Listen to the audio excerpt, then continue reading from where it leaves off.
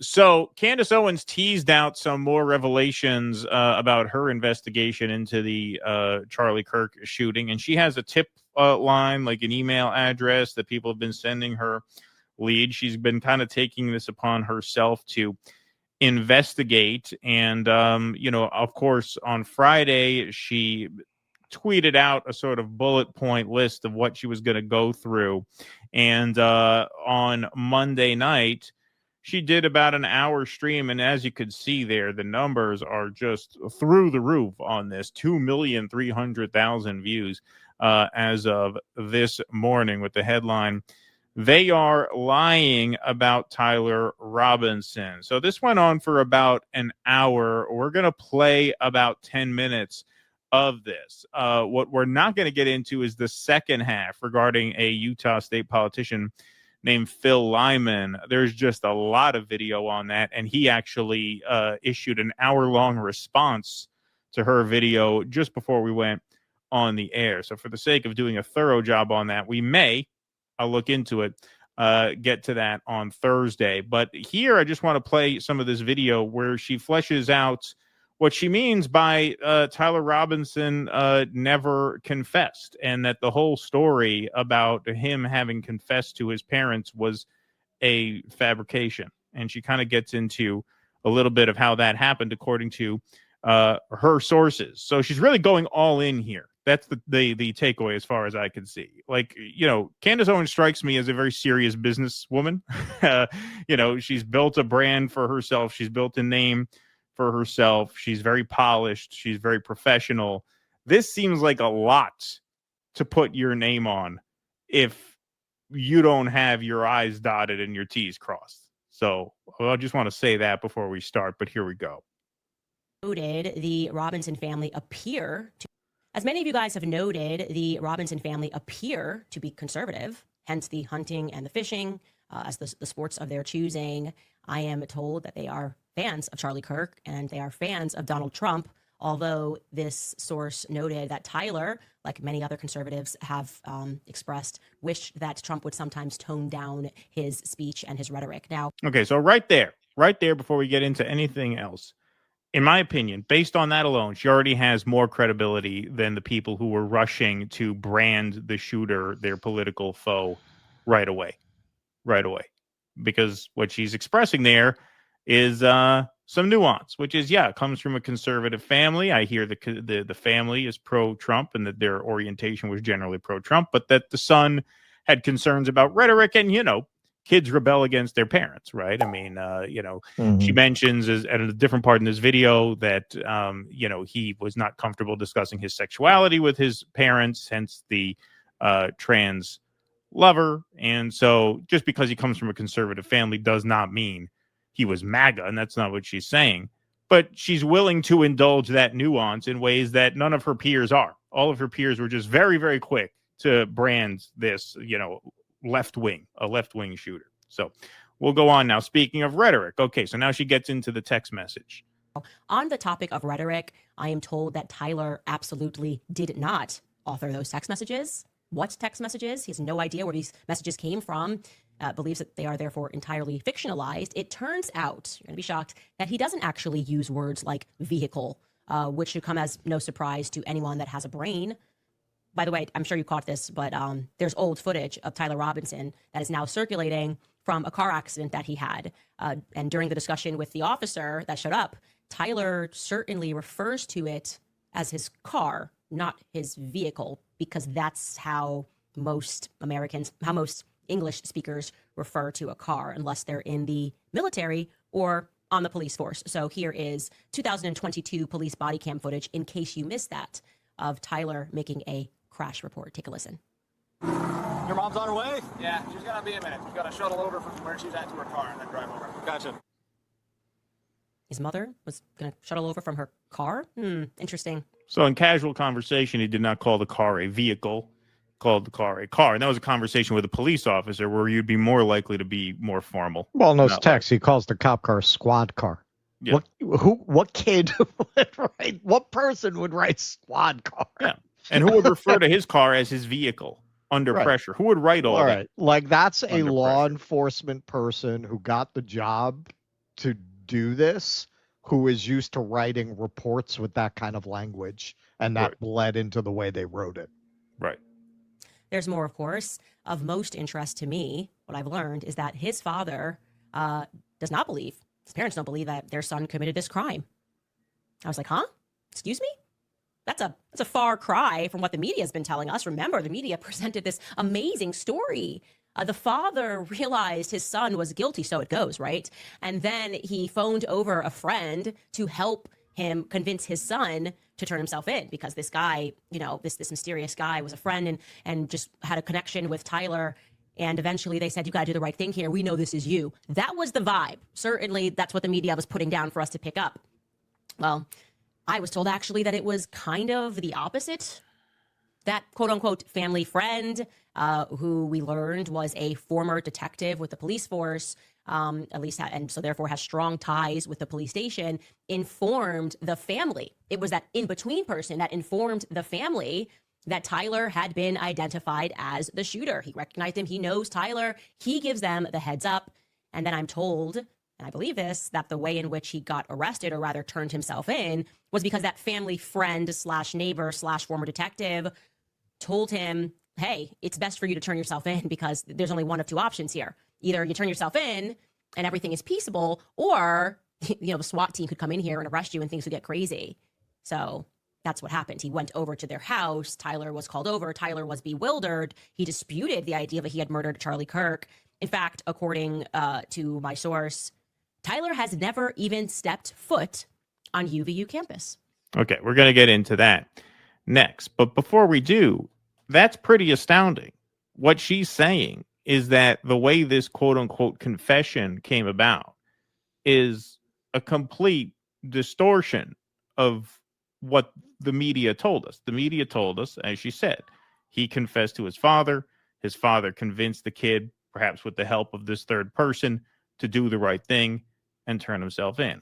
And what she's saying is that, no, the family was contacted by this third party friend, this former cop, who said, your kid did it. So we can now do this the easy way or the hard way. You could either go to the police yourself, or a SWAT team could invade your home.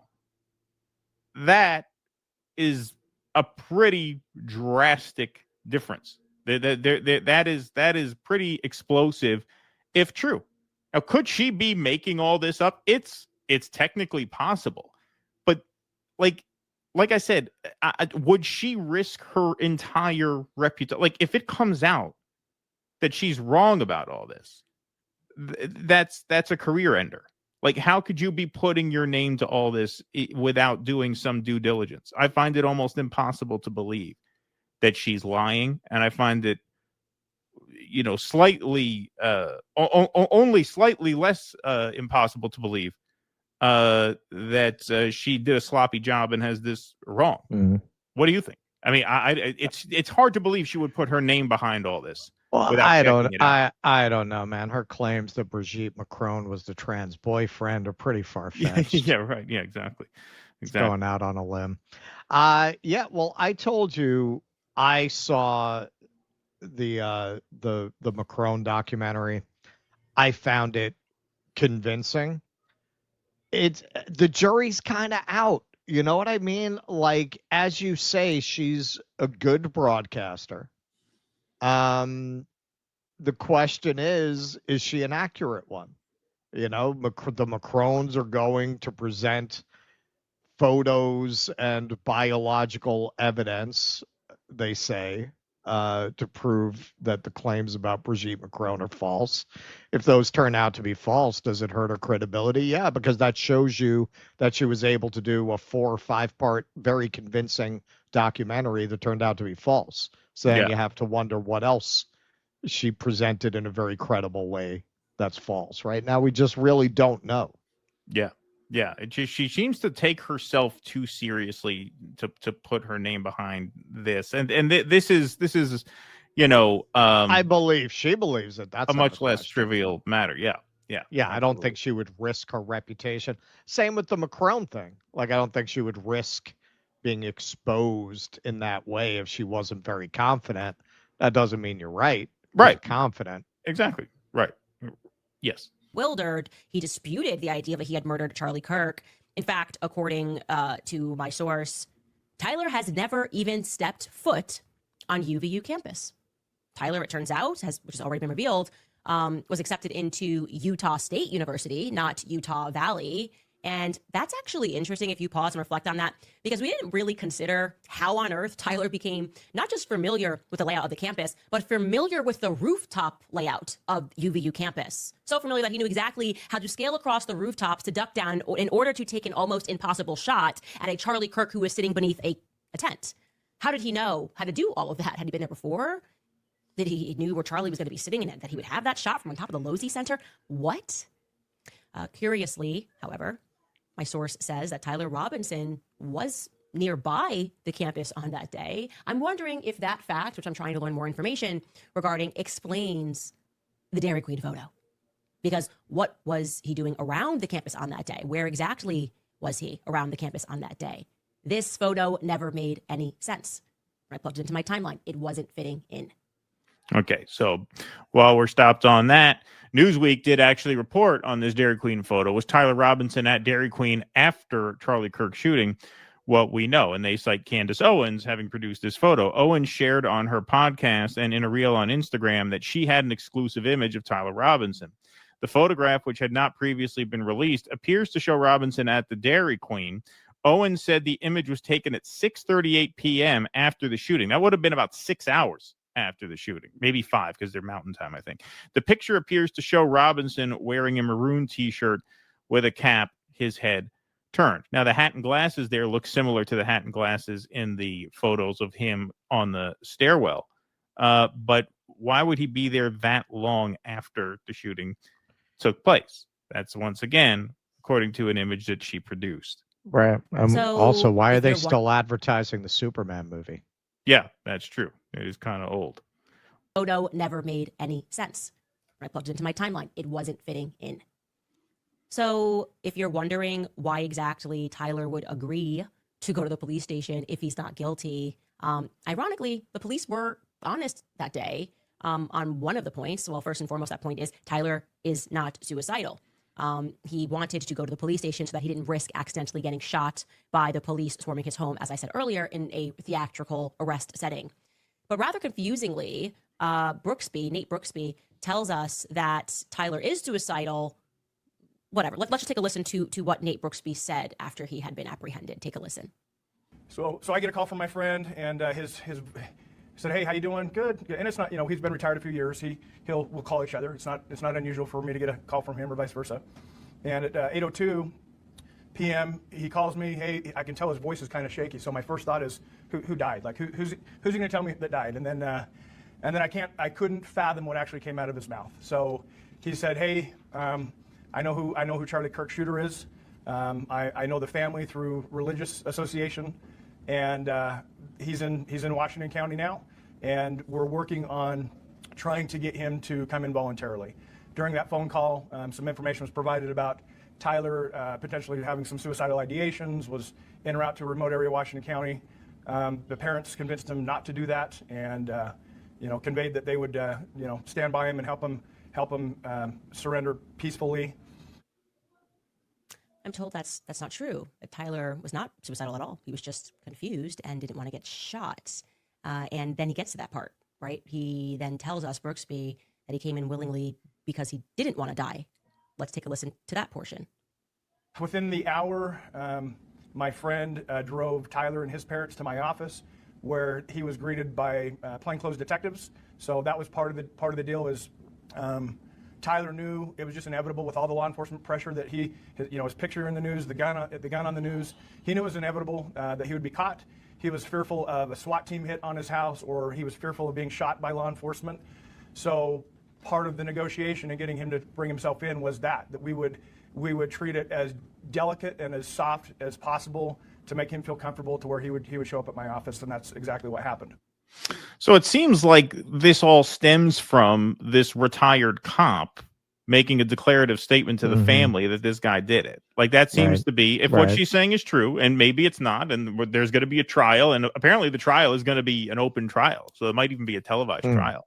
So we might even get to see the evidence laid to bear, at which point this may prove to be bullshit. But if what she's saying is true here, and like I said, I tend to believe her because it's a huge risk to take. It's a huge limb to go out on. And what we're being told by the government makes no sense. Right. So that's why, like, that is beyond question. Right. What they're saying happened is not what happened. I think we can safely say that.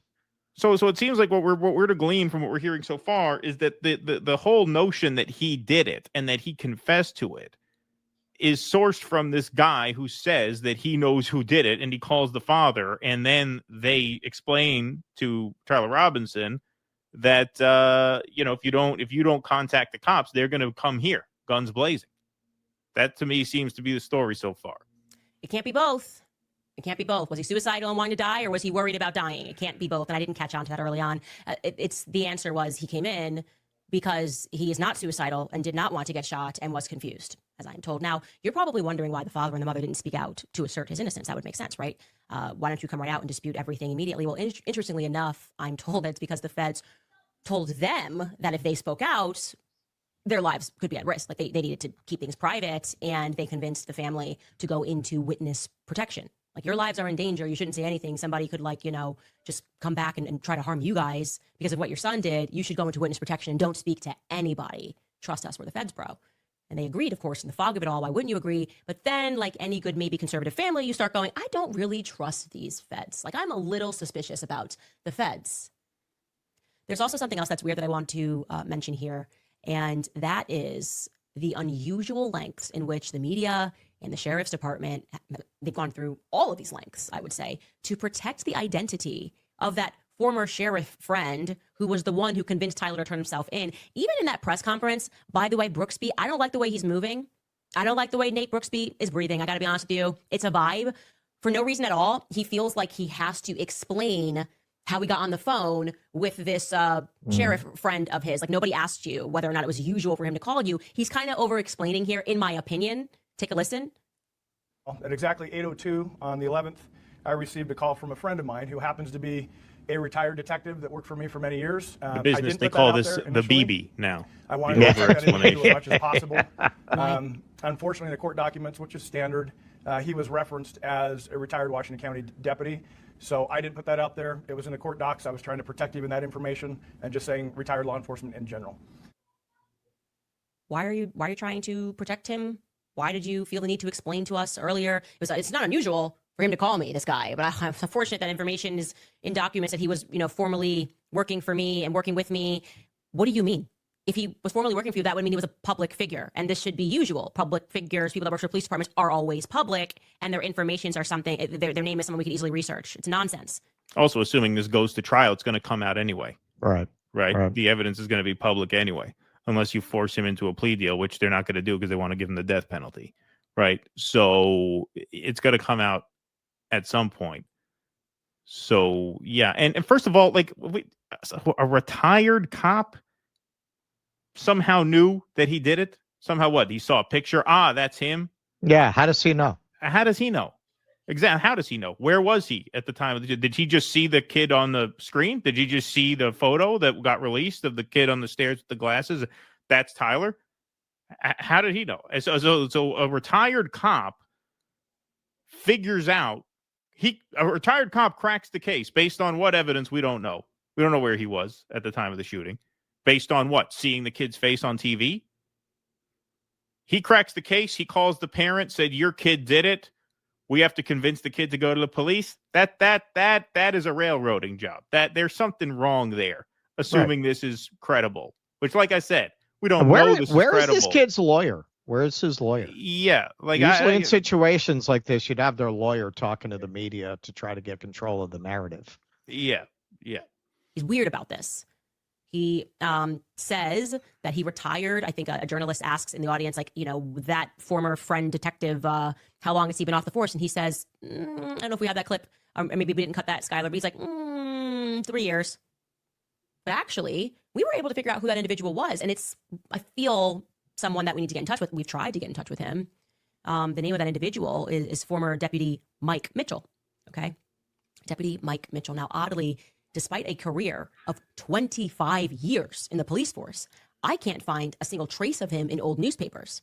So I'm looking for more information on this guy. I understand that he knows Tyler through the Boy Scouts. He's involved in the LDS Church, and I think Tyler was the Boy Scout leader. That's the connection there. We were able to confirm that this Mike Mitchell lives on the block, lives nearby, as was told via other sources. And thus far, we have only been able to even see a picture of him. There's just one picture or a set of pictures that we were able to find. And that, again, which would mean Brooksby lied a little bit. I don't like a little bit of lies, because you usually have to lie a little bit when there's something bigger that you're afraid of. According to this post, he retired last January. Here it is. On the left, you have Brooksby. I don't trust that guy. Just don't trust him. And on the right-hand side, you have, today we celebrated the career of Detective Mike Mitchell. After over 24 years of serving, 24 years, Washington County, he is retiring, starting in the jail back in 1999. Sheriff Brooksby and Detective Mitchell both had some wonderful stories to share. We would like to give our heartfelt thanks to Detective Mitchell and all who came out to give him a warm send-off. Congratulations, Detective Mitchell. This is the only trace of this guy I could find. That's weird. That is very odd. That is unusual. That is an anomaly. When you serve that long in the police force, you inevitably make it into the news. So I am asking, and we tried to reach out to this individual. We have had no luck.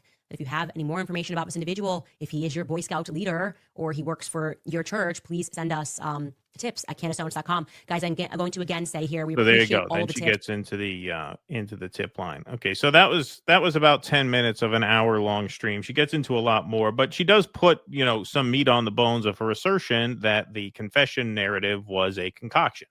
She said that was a fiction, and she lays out an alternate timeline of how it actually went down. Again, if she's making all of this up, that's a career ender. She seems like a more serious person than that. And so, I think you do have to take these things very seriously. And when you think about it, it does kind of make sense that this would actually be because, okay, so the two things that don't make sense are we were told he confessed to his father, but then we were told he told the cops he didn't do it. All right, so what's that about? What's that? Right. You confess to your family, your father convinces you to go and talk to the police, and then you go and talk to the police and say you didn't do it? No, what makes a lot more sense is the timeline that she lays out, which is that a third party calls the father, says, your son did it. We got to get in touch with him and advise him the right way to go about this because it's very dangerous. And so he gets in touch with the police, but maintains that he didn't do it. That's more plausible to me. Like it is. I'm not saying it's correct. There's a chance she's wrong. There's a chance she's lying. I think it's a pretty small chance.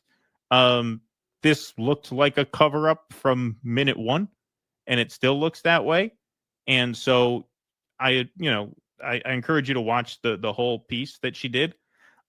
She gets into a lot more. It was a lot of video. I wanted to be as thorough as possible and just kind of let that play. You don't really want to put these things together piecemeal. But yeah, her version of the quote unquote confession seems much more plausible than the one that we were told. The one that we were told just on its face makes no sense. You confess to your parents, but then you go to the cops on your parents' advice and say you didn't do it and you're not cooperating. I don't buy that. I don't buy that at all. That's one of 1,000 things about this that I don't buy. Yeah, this makes Butler look above board and squeaky clean. There are so many things that just don't add up. To me, you could really start and end with those supposed messages between him and the boyfriend. That is so obviously a cover up. Then you got Crazy Eyes Cash coming out and talking about how they found a manifesto that doesn't exist, but forensically they were able to reconstruct, which still, to my knowledge, they never explained what the fuck that was supposed to mean. Right. I think they ran it up the flagpole, saw everyone say, "Oh, what? What are you expecting us to swallow now?" And they kind of shut up about that. It seems to me like this is the way you do deep state ops when the ops are being run by crackpots and incompetents. Like, my theory is probably they were at odds with a lot of the deep state operatives that didn't like Donald Trump. But they were probably the ones who had real experience for how to run this kind of an operation. And they fired those people and replaced them with the kinds of people that Trump and Crazy Eyes Patel and Tulsi would think are good people to put in those positions. And this is the result.